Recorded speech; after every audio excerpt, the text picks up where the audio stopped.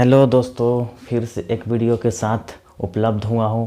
पहले वीडियो बनाए थे जिसमें साउंड का प्रॉब्लम इशू आ रहा था, तो अब दूसरे वीडियो बना के देख रहे हैं इसमें साउंड कैसा आता है।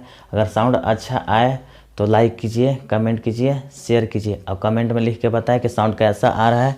और JSC बोर्ड क्लास 9th का मॉडल सेट पढ़ाने जा रहा है मैथ का।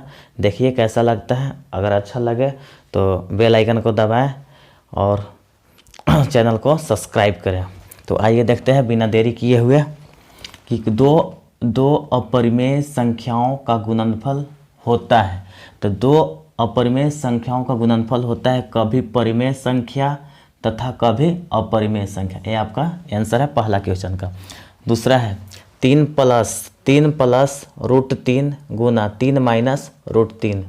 तो इसको बनाने का दो विधि है, या तो इससे इसमें गुना करिए नॉर्मल विधि, और इसी से सिर्फ इसमें गुना कीजिए, और इससे इसमें और इससे इसमें गुना कीजिए। करके बताते हैं। 3 से 3 में गुना करते हैं तो 3 3 = 9 होता है। 3√3 तो प्लस माइनस होता है। 3 रूट में नहीं है तो इसको अलग लिखेंगे और रूट वाला 3 को अलग। अब इससे चलते हैं तो प्लस प्लस क्या होता है, प्लस 3 अलग है जात में है तो 3 को अलग लिखेंगे, और √3 अलग है इस चलते √3 को अलग लिखेंगे।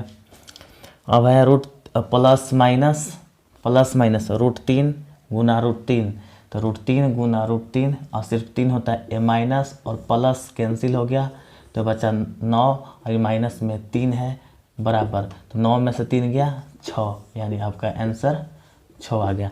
एक और दूसरा विधि है बनाने का, यानी ये है a प्लस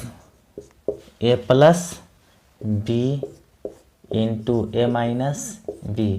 तो इसका होता है a plus b into a minus b होता है a square minus b square होता है। a plus b into a minus b बराबर a square minus b square. तो इस पर रख देंगे। ये पहला जो 3 है और 3 समान संख्या, यानी a को कितना हो जाएगा 3, यानी 3 का होल स्क्वायर, माइनस दूसरा का b है √3 और √3 का होल स्क्वायर।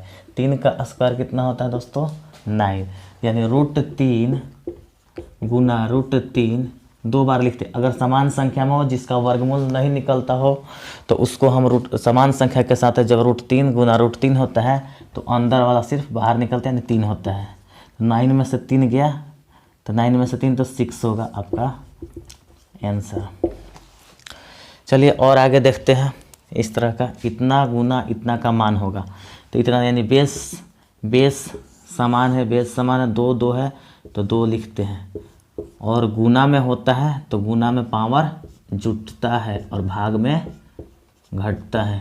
तो 2 3 3 का एलसीएम 3, 2 अब 1 3 काट दिए, 2 के पावर 1 बचा, यानी 2 आपका आंसर हो जाएगा।